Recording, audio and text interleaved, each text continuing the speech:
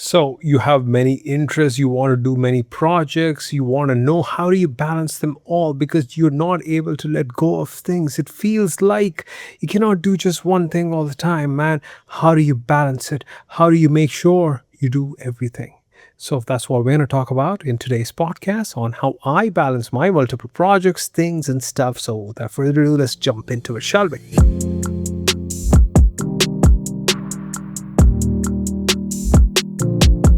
So I got a question from one of the members in the Draw Daily Club, and it's from Bhairavi. And she asks this very specific question on balancing projects, which is, can you share your thoughts on how to balance time when you're juggling continuous art practice, making your own art, making videos for YouTube, freelance work, learning about lighting, etc. for videos?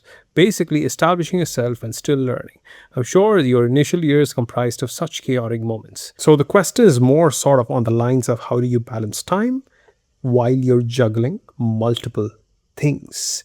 And here's my take, 2 cents on this particular thing. So first of all, to give you some history or backstory on things. I used to have a day job and I learned art. I formed a YouTube channel. I started working with clients. I formed multiple freelance clients, quit my job, and then I started my own business by posting videos on my YouTube channel, built a sort of like a brand-based channel based on that. And then from then on, I started teaching. I learned drawing. I started doing projects. I hosted multiple challenges online that was participated by thousands of people around the world. So I'm just showing the history, and then started making courses, and then started making more projects, more comics, more illustrations, more videos, more things, just more and more and more and more. And as far as I can remember, I've also had other things like podcasts, side projects, this, that, blah blah blah, so many things that was always going on for me at all times, not to mention all the personal life projects that I have, trying to get fit, trying to try to be with my family. It doesn't usually work that well, but you get all the idea, right? So I've been always doing many things, and here's one of the biggest lessons that I've learned in the past, say 7 or 8 years of me trying to do this. And it's this: you don't balance things, you only counterbalance things. You don't balance time, you counterbalance time. If you try to achieve balance, most often than not, you will miss it. Because balance cannot be achieved in the micro, not on the day-to-day or the week-to-week, or sometimes even on the month-to-month basis. Balance can be achieved only in the macro, on a longer-term basis. Meaning, over a span of a year, you look at that year and say, oh, wait, I've done a lot of things. But when you look back at, say, 1 or 2 months or 3 months, you cannot say it's the same. And if you try to do that, guess what? You're not going to achieve the thing. I'll sort of give another story. So there was in 2021 or 2022, I do this yearly challenge called the 100 Days of Sketching. Every year, I draw every day for 100 days, right? And right now, I'm doing the 365-day challenge. And so that's the thing. But when I was doing that challenge, I had, my plan was to do 10 of these mini projects for 10 days of all that 100 days. So all of that would add up to 100 days, and I would have 10 projects in the end. And that was the plan. So I started doing this. One was like a character design for 10 days, environments for another 10 days, painting phases for another 10 days. That was the goal. And guess what? By the end of 100 days, here's what actually happened.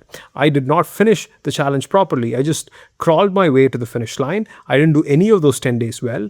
The stuff that I did do was all incomplete, half done, badly done. It was just bad.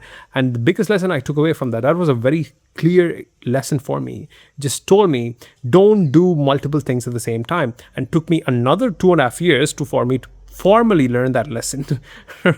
Right? So that was like the first thing when I learned that lesson.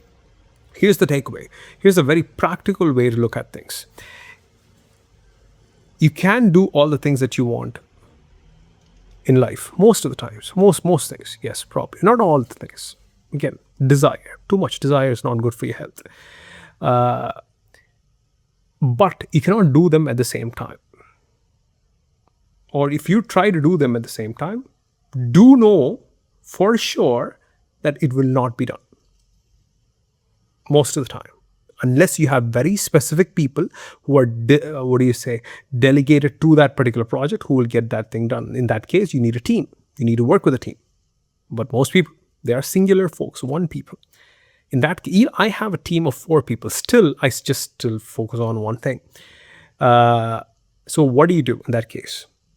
One thing a season, that is what you do. But for in the case of Bhairavi, say, you're like a person, you're trying to do multiple things, you're trying to launch off your art career, or you're trying to do something, you're trying to form a following, form a social media following, do something like that, right? And in that case, that would be your one thing. You leave everything else. You're not gonna do other things. You're going to take that one thing, and you probably have a day job. So you already have 2 things. It's already too much. And then probably then you have, say, life maintenance tasks. Like you need to cook, you need to clean, you need to, take care of your fitness. You need to do all some other things. Like, yeah, I've got those stuff too at my house, right? So I need to do those things. You probably have your own set of maintenance tasks. I don't cook though. But I do sometimes, it's not that tasty. I know how to make Maggi and pasta salad, so that's my cooking capabilities. But I order out most of the time. That's easier. So you have say 3 things right now. It's already too much, and you don't want to add many more things to that. So here's what I do: 1 thing per season, and a season for me consists of, say, 2 6 to 8 week blocks. Now, my definition of season changes. Right now, the way I see the season for me is like the next 4 or 5 months is a season that consists of, say, 2 6 week blocks. I work in a 6 week block format where I focus on one thing for 6 weeks, and then we have a 2 week cleanup and a buffer period. I took this formula from a company called Basecamp. Go check it out. They're a software company, but they develop softwares this way. And I found it to be a very interesting way to work, which keeps me focused for a short period of time without wanting to jump and hop from one thing to another thing. Most people can commit to one thing for 6 weeks. You're probably not able to commit to many things or commit to one thing because you're just afraid of letting the other things go. I used to have that fear. I still have that fear. So the way I do it is like, oh, wait, I just need to commit to it for, say, 6 weeks, 12 weeks, 16 weeks at most. That is it. After that, I can go and put my focus onto another project for another 16 weeks or 6 weeks or 12 weeks. Start with 6 weeks. The goal here is this: to have one thing for your work, one thing for your personal life, and then you do that, and you have a bunch of other maintenance tasks that you need to obviously do in your life, which you cannot just skimp on, right? So it's already 3 things. Don't do more than that. That's how you balance things out. The way you balance things out is this: you pick that thing, one thing for that 6 weeks, and you don't do anything else, and you focus on doing that. And here's another trick. You need to take that one thing that you need to do in terms of, say, work or family or personal, and then ask yourself, what is something that you can do every single day in 16 to 90 minutes?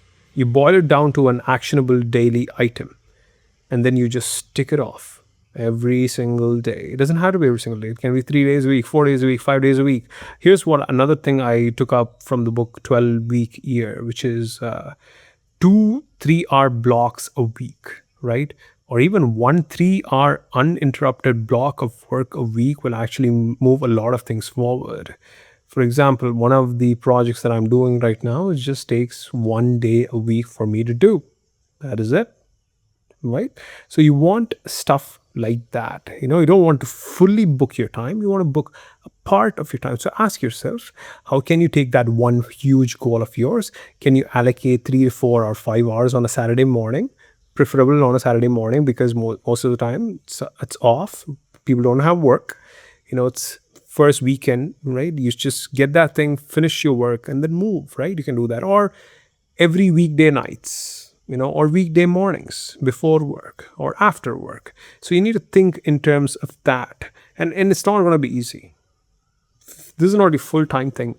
Don't expect it to be easy. It was not easy when I was trying to learn drawing when I had a day job. I would do it late nights, early mornings, during lunch hours, during weekends, and that's how I sort of made it work. Heck, it was so hard to even work out when I had a day job. So I would actually do like a 2-day split, like one on Saturdays and Sundays. Is that optimal? No, but got the job done, right? I didn't become obese and overweight, so that's success right there. And I walked a lot in the remainder of the time. I just walk around in the office. My boss would look at me like, "What the hell are you doing, man? Why are you not working?" And I'm like, "I'm taking my 5-minute walking break." Is like, "Get back to work." I'm just kidding. They were nice. They allowed my walking breaks. So this was 7, 10 years ago, actually. Not even 9 years ago. It was 10 years ago. I had a job 10 years ago. Now I have a job.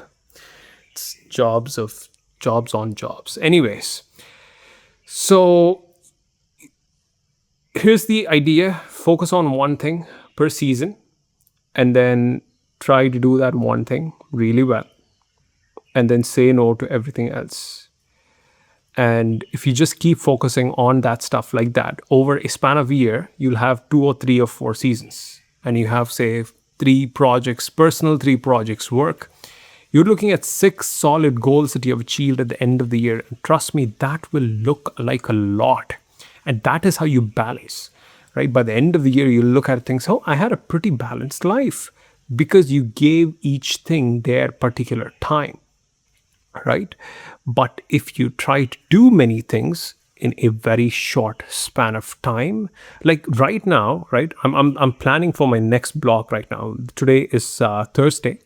I'm starting my next blog on Monday at work as well, right? So we have our entire thing. We're aligning ourselves, for the next block of work. And I already know when I have, say, 2 things on my plate, I already know that one of those things is not going to get done, or 2 of those things are going to suffer. So I scale back even more.